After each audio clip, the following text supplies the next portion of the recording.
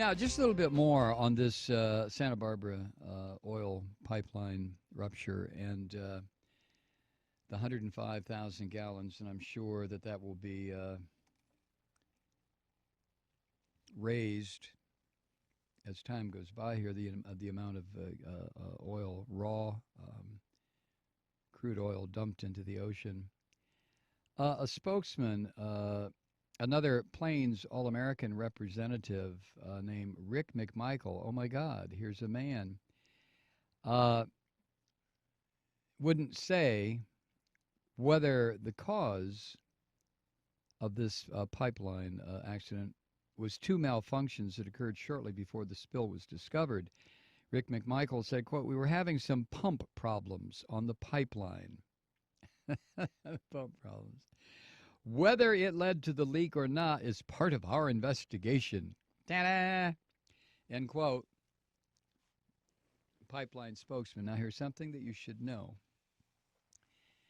Plains All American, the company that owns this pipeline, and its subsidiaries operate almost 18,000 miles of crude oil and natural gas pipelines across the country. That's according to the federal agency. 18,000 miles of pipelines. Since 2006, 4 subsidiaries of this country have reported at least 223 accidents along their lines, and they have been subject to 25 enforcement actions by federal regulators. The accidents resulted in a combined 864,300 gallons of hazardous liquids spilled and damages topping $32 million. Now, the $32 million damage, I'm sure, is what they paid. I'm sure the damage far exceeds $32 stinking million. We're talking about pipelines rupturing and spills occurring 223 times.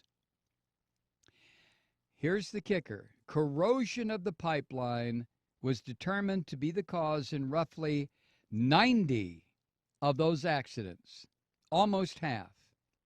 Failures in materials, welds, and other equipment were cited more than 80 times. So between corrosion and a failure of the materials that they keep laying underground, 170 of the 223 accidents were caused by those two circumstances.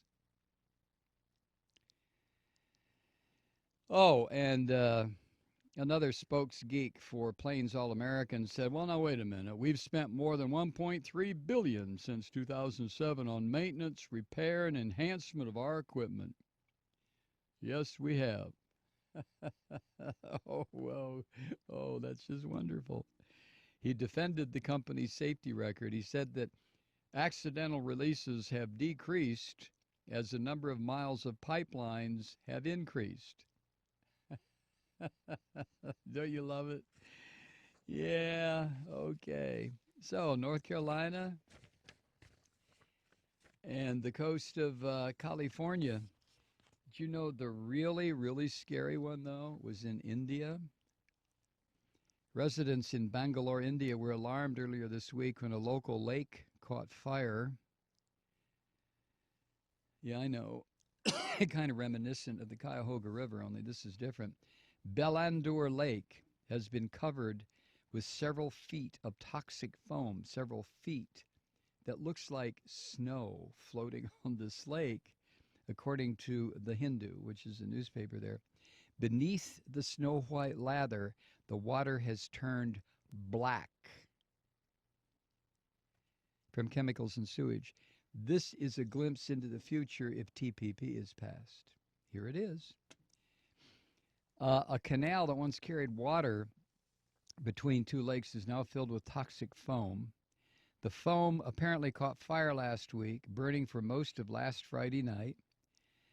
There's a video online. You can see this. Experts told the Bangalore Mirror that a slurry of oil and phosphorus from untreated industrial waste and sewage created the conditions for this combustible cocktail to ignite. Uh, Apart from the alarming, positively hellish prospect of a lake of fire, here it is. We are in the end times. There's a lake of fire on the surface of the earth in Bangalore, India. Yee! Residents have also reported allergic reactions and a burning sensation on their skin and in their throats and their eyes, caused by who knows what.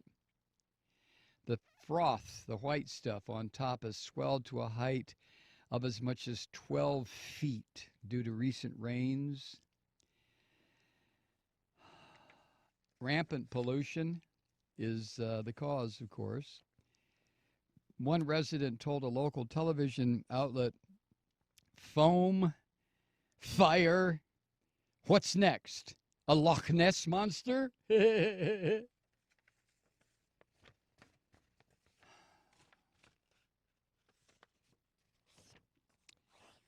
But you know, capitalism just has to continue because it's all about freedom and justice and democracy and jobs and taxes and all kinds of good stuff, right? And if in the process the whole planet catches fire, well, you know, it's the end times.